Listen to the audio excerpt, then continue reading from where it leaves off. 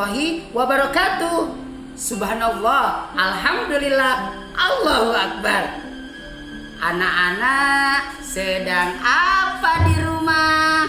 Tentunya tetap semangat kan? Sehat kan? Selalu optimis kan? Nah, itu ciri anak yang hebat. Alhamdulillah nih nak, Ustaz Husni juga dalam keadaan sehat. Hari ini kita bertemu lagi dengan pembelajaran pada tema selanjutnya. Tema kali ini kita masih tetap belajar tentang makhluk hidup. Pelajarannya adalah kita mencari hikmah dari hewan dan tumbuhan yang ada di alam jagat raya ini. Semua Allah ciptakan dengan ciri khususnya masing-masing. Dan itu juga hewan tumbuhan itu semua bermanfaat buat kita semua. Asalkan kita mau belajar untuk mentadaburi ayat-ayat Allah dengan luar biasa. Seperti biasa anak-anak, Ustaz Husni sebelum memulai pembelajaran akan membacakan ayat Al-Quran. Tentunya berhubungan nih materinya dengan pembelajaran yang akan kita pelajari bersama.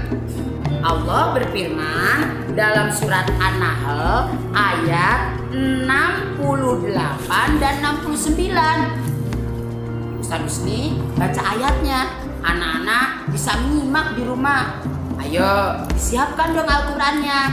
Buka surat An-Nahl ayat 68 dan 69. A'udzu billahi minasyaitonir rajim. Bismillahirrahmanirrahim. Wa auha rabbuka ilan nahli anittakhidhi minal jibali buyutaw wa minasyajari wa mimma ya'rishun. Summa kuli min kullis samarati fasluki subula rabbiki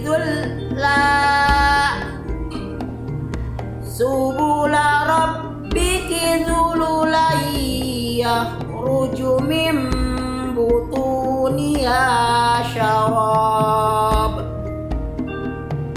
Yakhruju min butuniha syarabun mukhtalifun alwanuhu fihi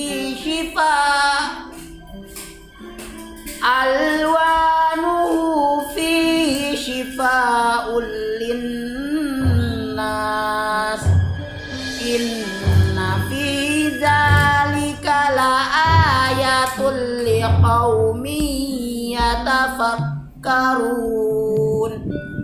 Artinya, dan Tuhanmu mewahyukan kepada lebah, buatlah sarang-sarang di bukit-bukit, di pohon-pohon kayu, dan di tempat-tempat yang dibuat manusia. Kemudian makanlah dari tiap-tiap buah-buahan dan tempuhlah jalan Tuhanmu yang telah dimudahkan bagimu. Dari perut lebah itu keluar minuman madu yang bermacam-macam warnanya. Di dalamnya terdapat obat yang menyembuhkan bagi manusia. Sesungguhnya pada yang demikian itu benar-benar terdapat tanda-tanda kebesaran Tuhan bagi orang-orang yang memikirkannya. Tepat sekali dengan pembelajaran yang akan kita pelajari pada kesempatan ini. Kita pada kesempatan ini akan belajar tentang bagaimana atau ciri-ciri makhluk hidup dalam menyesuaikan dengan lingkungannya. Nah, seperti tadi dalam Al-Quran ada hewan lebah. Hewan lebah itu menghasilkan madu. Dan ternyata betul dari madu itu juga dihasilkan madu yang berwarna-warna dan juga beraneka macam rasa. Dan dari madu itu dijadikan obat buat manusia. Subhanallah, maha benar Allah dengan firman-Nya. Nah, anak-anak, apa adaptasi itu? Adaptasi itu adalah penyesuaian makhluk hidup dengan lingkungannya. Nah, dalam beradaptasi, makhluk hidup ini tentu ada tujuannya. Tujuannya adalah untuk bertahan hidup, ya, untuk bertahan hidup. Yang kedua, untuk melindungi diri dari musuh, ya, serta untuk melangsungkan bagaimana dia bisa bertahan dalam kondisi apapun.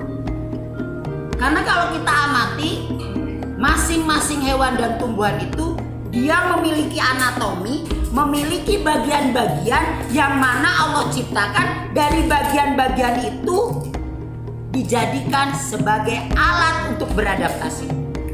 Nah, kalau dibagi nih, adaptasi makhluk hidup itu dibagi 3. Ada adaptasi morfologi, ada adaptasi fisiologi, ada adaptasi tingkah laku.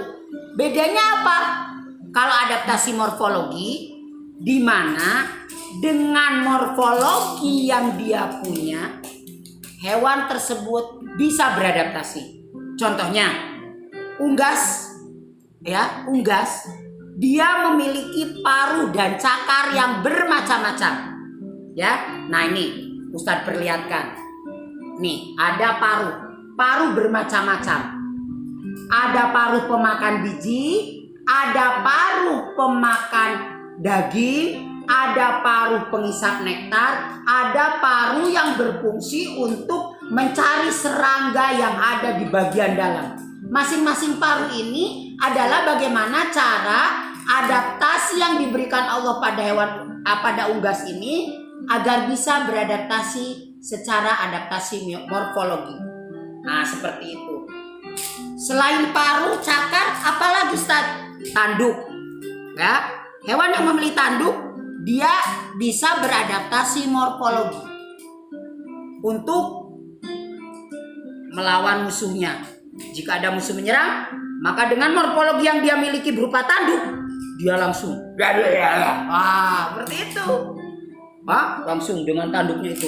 Dan hewan yang mau menyerang ketakutan, ya, dengan anatomi landak, dengan duri-durinya. Kalau tumbuhan apa? Bambu, dia memiliki bulu-bulu, anatomi yang diberikan itu sehingga membuat gatal. Ada lagi adaptasi fisiologi. Adaptasi fisiologi itu lebih cenderung dia bagaimana hewan itu atau tumbuhan itu beradaptasi dengan menggunakan fisiologi yang ada di dalam tubuhnya. Contoh, ya, misalkan secara fisiologi hewan-hewan tumbuhan yang ada di dalam laut dia lebih bertahan hidup. Karena dia bertahan hidup di daerah asin dan dia tidak akan sanggup, dia akan tidak bisa bertahan hidup jika diletakkan di air tawar seperti itu. Ya, sapi dia memiliki enzim yang berfungsi untuk mencerna makanan. Enzim, ya, ada pencernaan secara selulosa itu. Ya, ada lagi morfologi tingkah laku. Bagaimana dengan tingkah laku itu dia bisa bertahan hidup? Seperti apa? Lumba-lumba. Dia tingkah laku agar bisa bertahan hidup adalah apa? Dengan secara berkala, secara berperiodik dia muncul ke permukaan. Nah, kemudian periode berikutnya muncul. Dia untuk apa? Mengambil udara. Nah, udara habis, mengambil lagi. Nah, seperti itu. Ya, jadi jenisnya adaptasi ada morfologi, fisiologi, sama adaptasi tingkah laku. Jadi, Ustadz Husni jelaskan sebelum nanti Ustadz Husni menjelaskan beberapa contoh adaptasi yang dilakukan oleh hewan dan tumbuhan. Jadi, yang namanya adaptasi itu adalah bagaimana hewan dan tumbuhan dia bisa menyesuaikan dengan lingkungannya. Sehingga dengan penyesuaian itu dia bisa bertahan hidup, dia bisa melindungi diri dari musuh, dia bisa menggunakan dari apa yang dia miliki dari bagian tubuhnya itu bisa mencari makan. Nah, itu ya. Oke, kalau anak-anak sudah paham,